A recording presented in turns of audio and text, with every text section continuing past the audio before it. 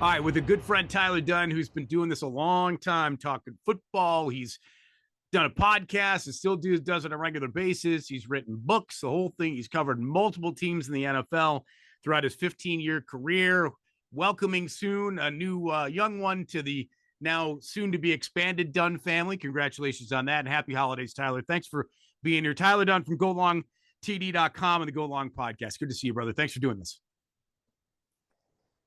Great to see you, Bull. Thanks so much for sticking with me. You've got a little taste of the madness here at Go Long HQ, right? We got a 5-year-old, a 3-year-old, and number 3 on the way, man. So we are psyched. Can't wait for everything ahead. Yeah, good for you.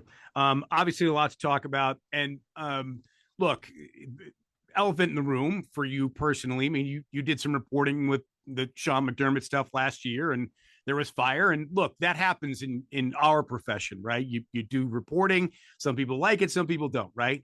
But that's where I want to start off on this with the coach. I don't think there's any question that Sean McDermott has built a great culture at One Bills Drive amongst the players. At least it seems that way from the outside looking in, right?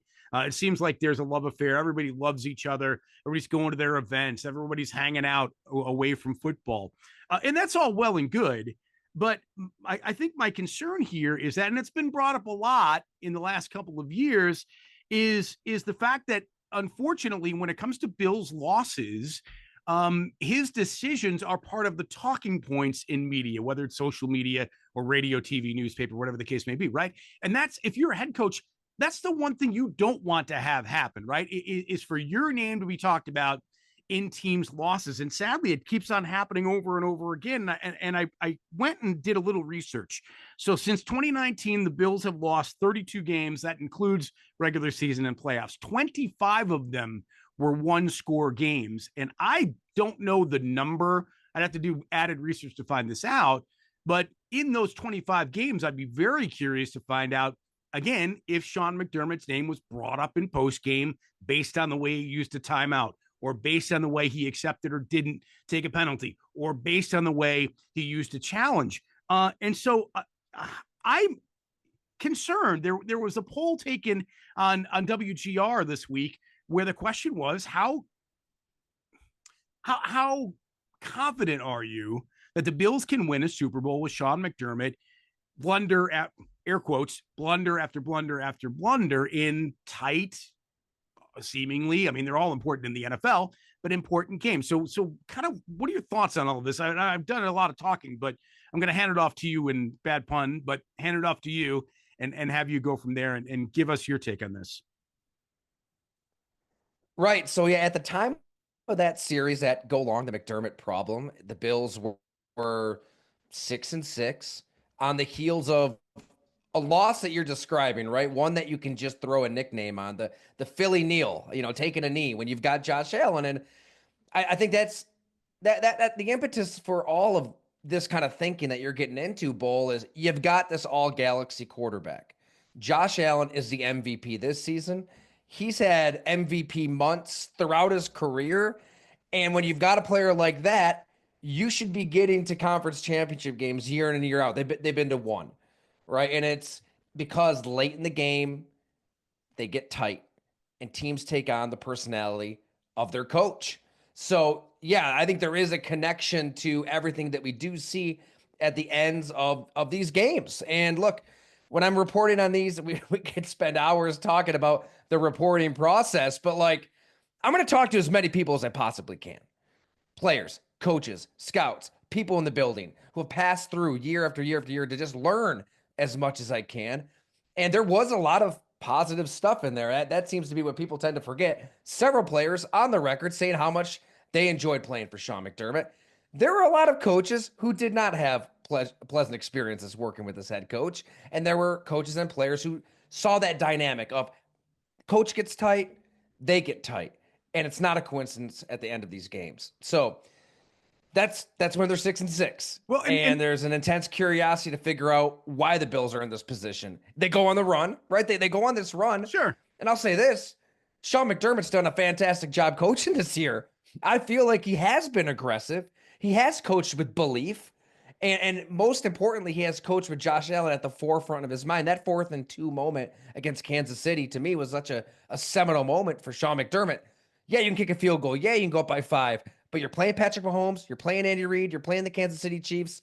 It's like Michael Myers, man. You better stick that dagger through the chest and you go for it there when you've got Josh Allen. Steve Spagnuolo had the perfect play called defensively, right? Like, he had Josh Allen confused. They show man, they go to zone. He pauses for a split second, but that's why he's an alien, to use Sean McVay's words. He just makes stuff happen. So this past game that we're getting into here against the Rams, I think that's what concerns you a little bit. It was kind of a relapse.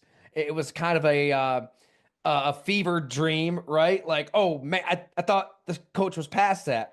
I think he is evolving for good in many different ways. I've been back in the building. I've talked to him several times, being around this team, learning as much as I can. And we're going to find out, right? Because the AFC is set up for the Buffalo Bills to get to the Super Bowl, and it's on the head coach to just let his players win the game. And that's how he's talked. Now we're going to see if he does. Yeah, that's interesting that you bring that up, because I've when you hear Josh say it and Bobby Babbitt say it, what do you know what I'm getting at? Where it starts with me. Well, wait a minute.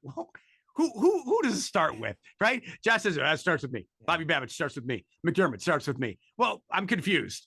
Who does it really start with, right?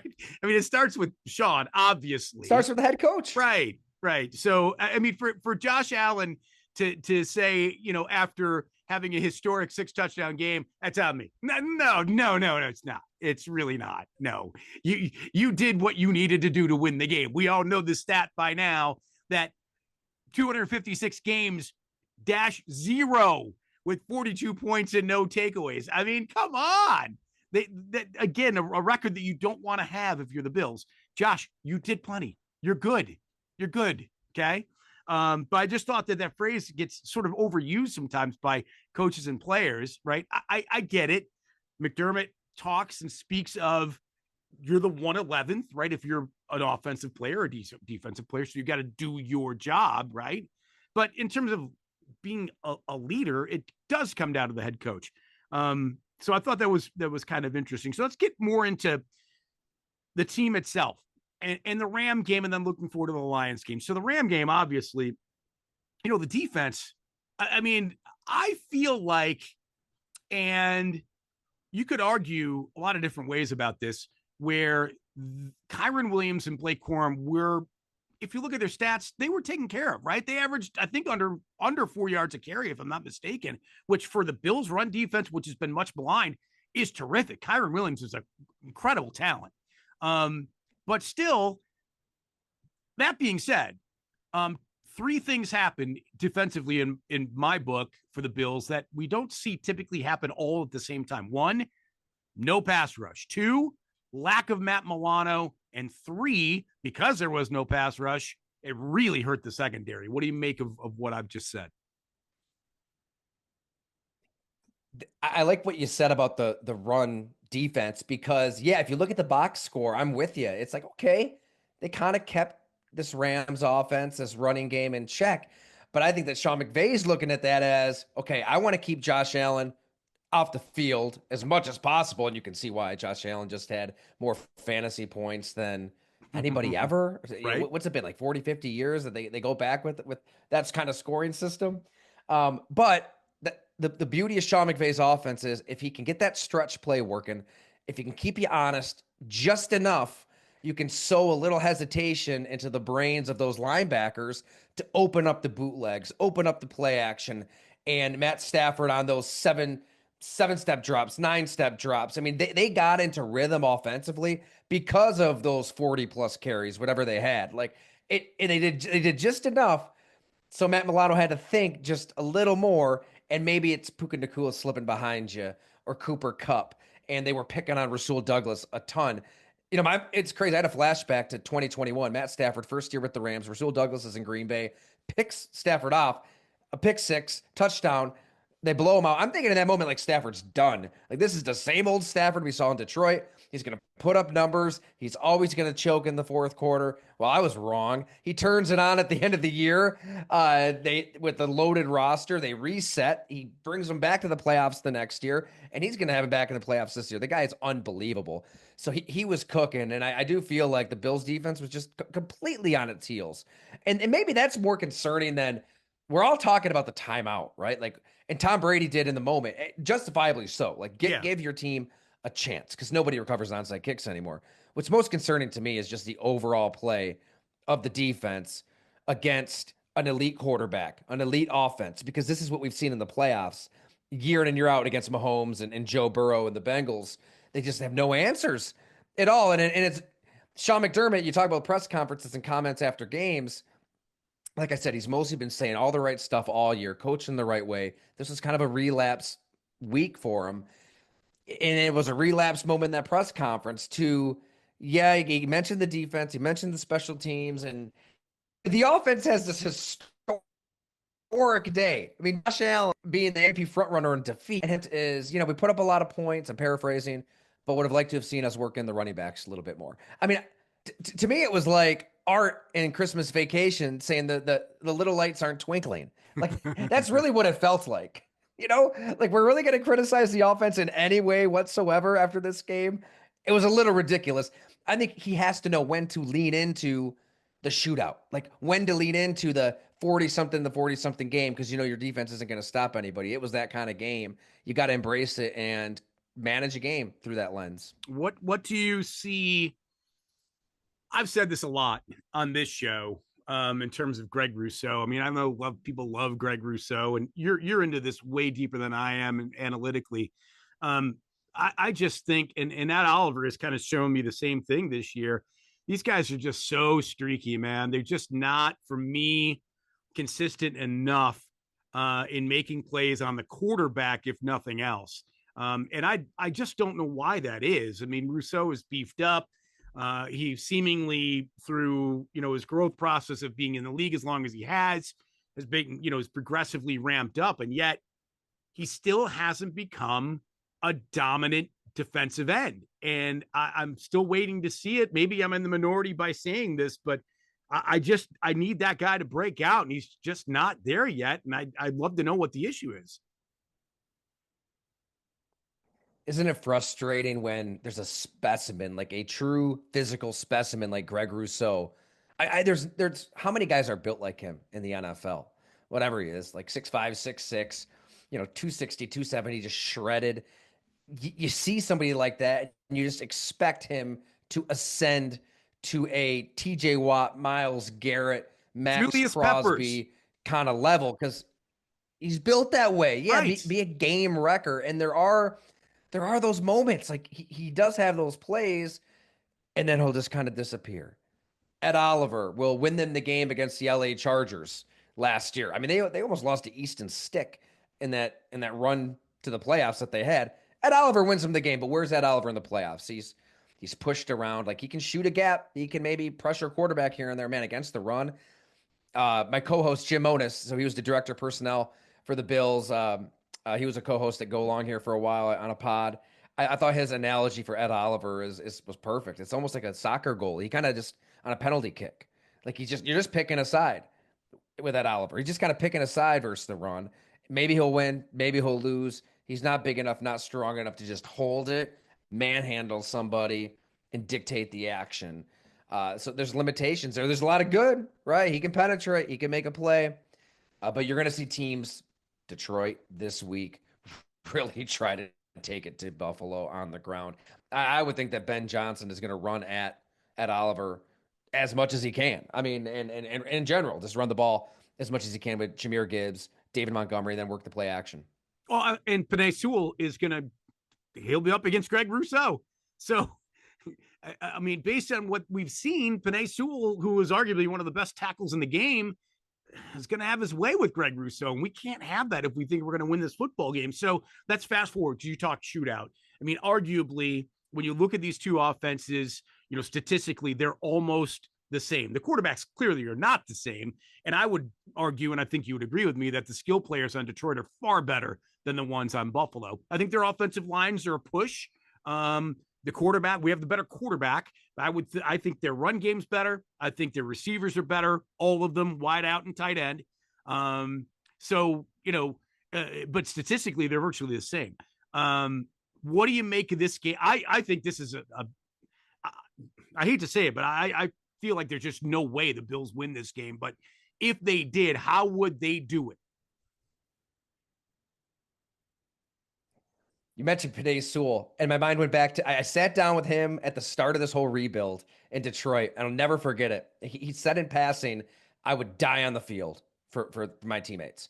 And it sounds a lot. It sounds very hyperbolic. So I came back to it. I'm like, Penei, die on a football field? Are you kidding me? Like, who would actually die for? And he looked me in the eye and he said, I would die on the field for this coach, this team. I love them so much.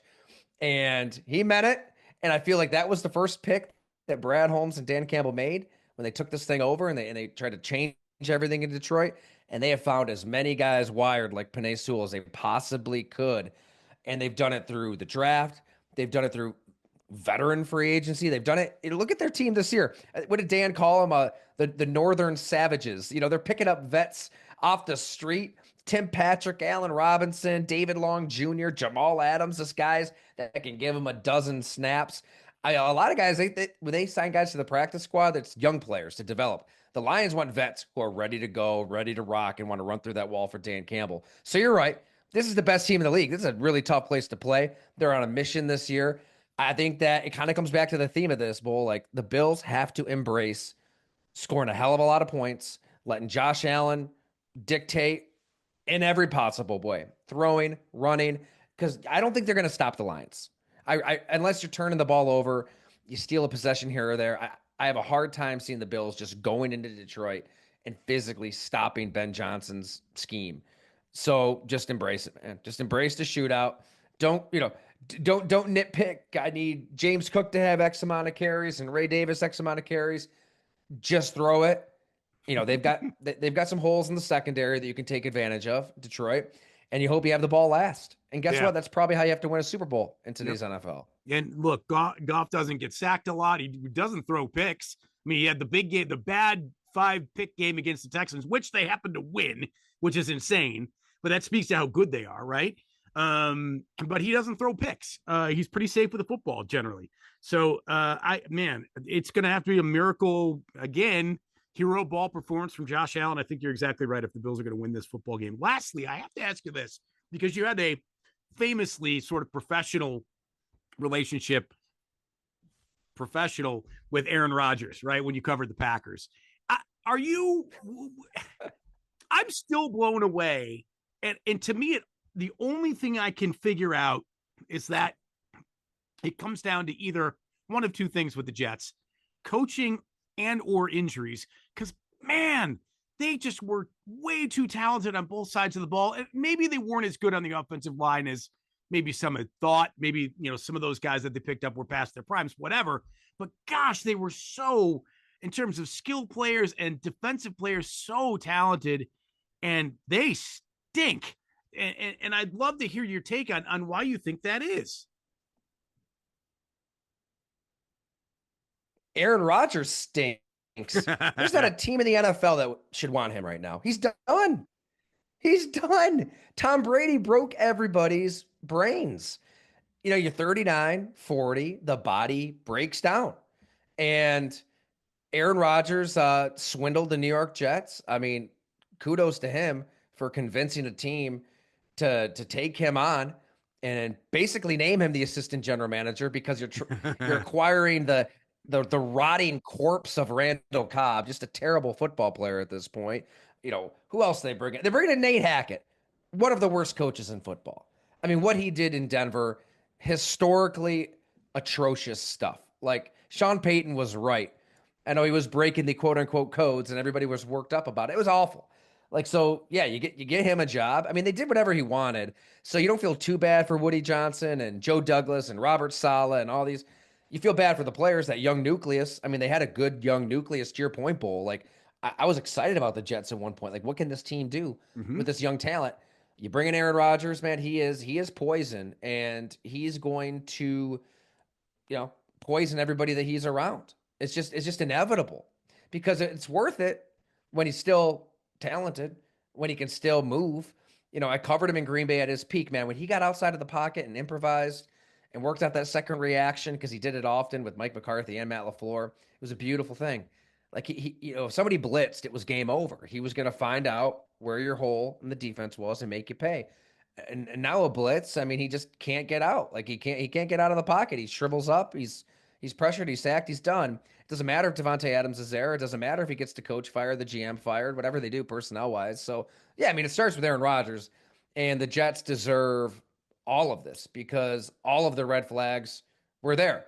We got it. Maybe we should have got Woody a go long subscription. All right, then he would have known. He would have known this was coming, Right. and he would have just I don't know, pursue Lamar Jackson or draft somebody else. Done anything other than this. Yeah, for sure. I mean, maybe it's Shooter Sanders to the Jets next year. Quinn Ewers or one of these fantastic Cam Ward, one of these fantastic quarterbacks that are out there. Maybe they go to the, God forbid for us, to the green machine down there. At any rate, golongtd.com. The Go Long podcast is great. Check out his stuff.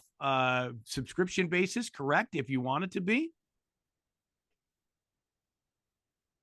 You got it. Yeah, you can hop on the free list if you'd like. There's some stories and some pods that are open to everybody. But yeah, to kind of get those longer stories, those team deep dives, like the series on the Bills that we mentioned, that's all for our subscribers. And I've been at One Bills Drive a ton this year. It's been great to be around this team and share some stories. I got a profile on Ray Davis, Damar Hamlin at the site. That God, they obviously both have some incredible stories to share. So I can't thank everybody out there enough for supporting. Completely independent, man.